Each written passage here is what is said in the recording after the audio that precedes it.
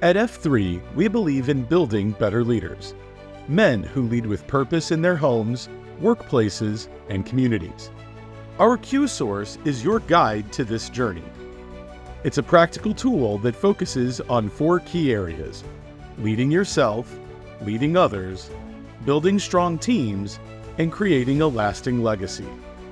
Whether you're looking to improve your personal habits, strengthen your influence, or leave a meaningful impact, the QSource provides actionable principles to help you lead right and live right.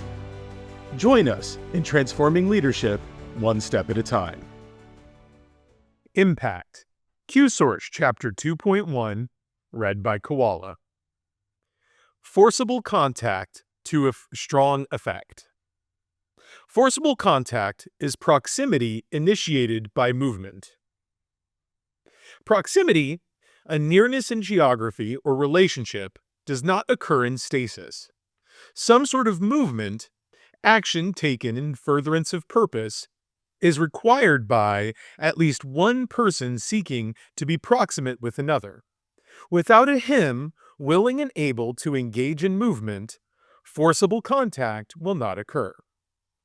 As we said earlier, life itself, while technically possible as a singleton, is not practical without combination with others. Loneliness is our subconscious yelling at us to go find a partner because we are not supposed to live like that. It's dangerous. Despite this innate desire for proximity and the recognition of the dangers of prolonged solitude, very few men are willing and able to initiate movement to proximity. Survivors, those men on the Sir continuum who depend on their community for their existential continuity, can't move because they are broken. Sad clowns, those men with decelerating fitness, fellowship, and faith who populate the vast middle of the Sir continuum, while not broken, won't move because they are desperately clinging to a status quo they despise. This leaves the servants, those men whose purpose it is to seek advantage for others, as the only men who can and will initiate movement to proximity. Proximity is required to have a strong effect in the life of a survivor. A strong effect is an intense change that is the result or consequence of action.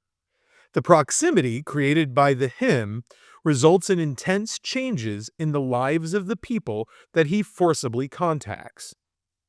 In the case of a survivor, these intense changes are immediate and material.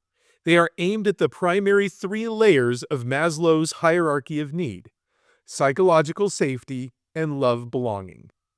Whether it is putting a roof over a man's head or pulling him back from full-blown submission to his jester, the him's forcible contact with the survivor has the strong effect of demonstrably altering the baseline conditions of his life, the ones that must be addressed before a survivor can have any hope of getting right.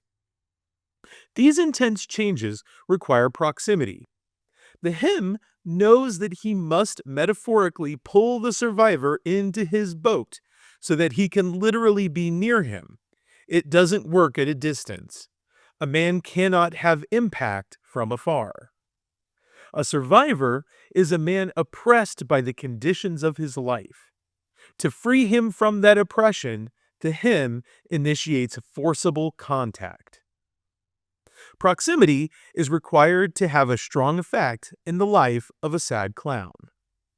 The sad clown is not oppressed by clawing psychological or safety needs.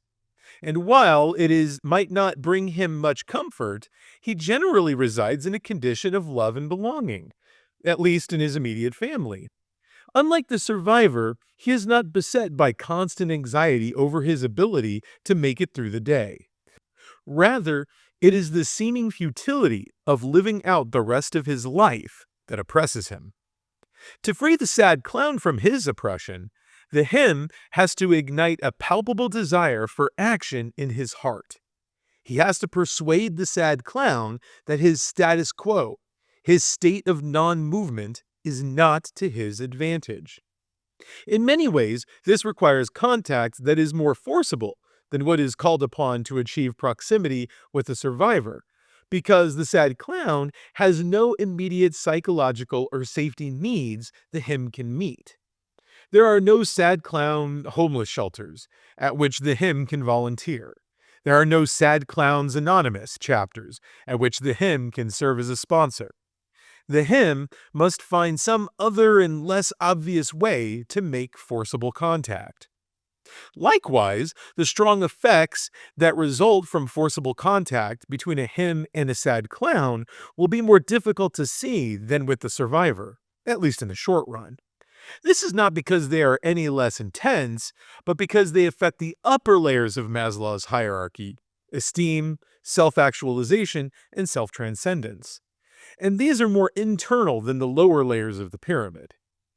While the strong effects vary, and the force of the contact required to obtain them may differ, there is no difference between the survivor and the sad clown's need for proximity.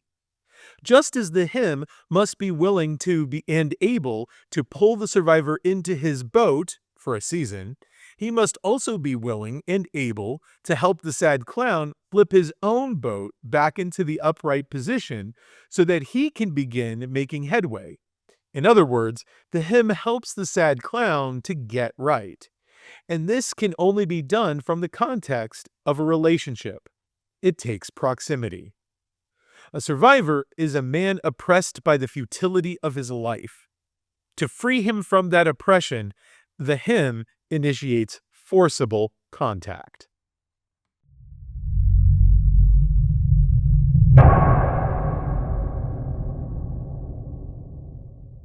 One, two, three. Lead!